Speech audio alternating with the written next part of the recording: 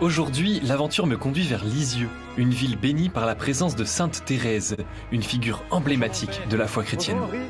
Comment allez-vous? Très bien, c'est une joie de vous accueillir. Merci beaucoup pour votre accueil. Donc c'est vous le prêtre en charge de la cathédrale? Exactement.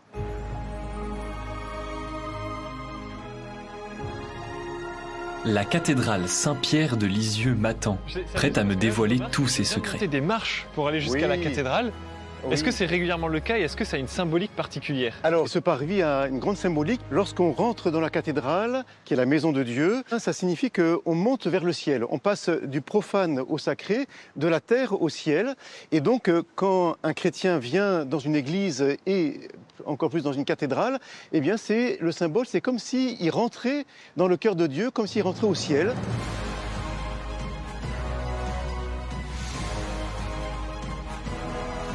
Mon père, j'ai encore une petite question. Oui. Parce que souvent, sur les clochers des églises, on aperçoit des girouettes en forme de coq. Oui. Pourquoi on les retrouve partout? Oui, le coq, pourquoi?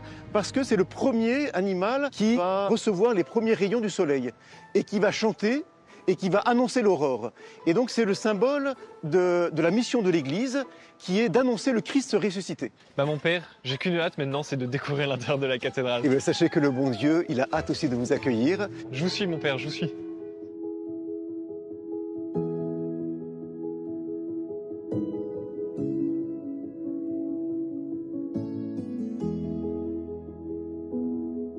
C'est superbe. Voilà, nous avons une cathédrale splendide. Et alors là, j'avais pas du tout remarqué ce vitrail-là, qu'on voit que de l'intérieur. Eh bien ça, c'est le symbole de la prière. À l'extérieur, il est triste, on voit quasiment rien, alors que lorsqu'on est à l'intérieur, on voit une multitude de couleurs. Si on est des personnes extérieures, la vie est triste et pousse au désespoir. Alors que si de fait nous sommes des hommes intérieurs, et ça c'est la prière, c'est cette relation intime, intérieure avec le Seigneur, à ce moment-là, on acquiert la lumière de Dieu et on voit le monde avec les regards de Dieu et donc avec beaucoup de lumière, beaucoup d'espérance.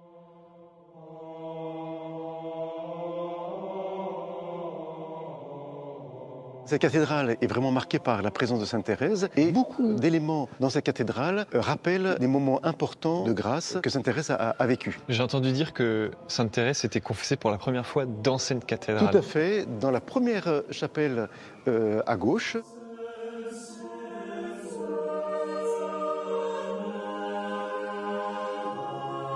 Voilà, je vous invite à rentrer vraiment à l'intérieur pour voir le premier confessionnal où Sainte Thérèse s'est confessée. Elle était toute petite fille.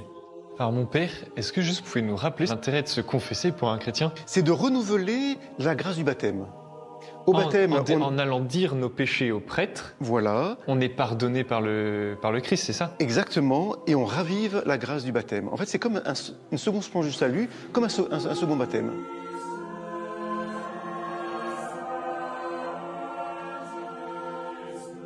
À présent, j'ai rendez-vous avec Aurélie.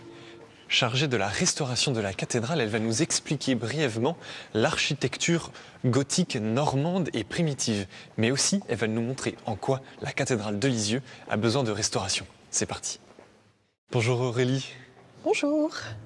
Comment allez-vous? Ça va. Merci beaucoup de nous rejoindre ici. Avec plaisir.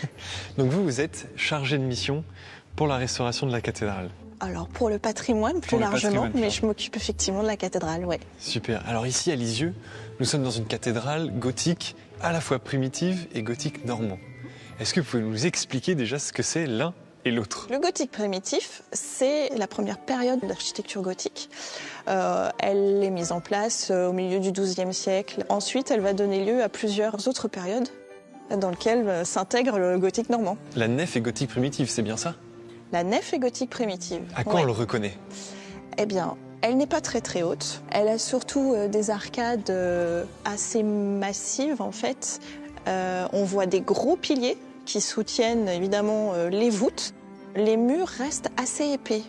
Et donc on est passé du gothique primitif directement au gothique normand. Le gothique normand, on le retrouve ici, en transition entre les deux premières travées du chœur et les suivantes jusque dans l'abside.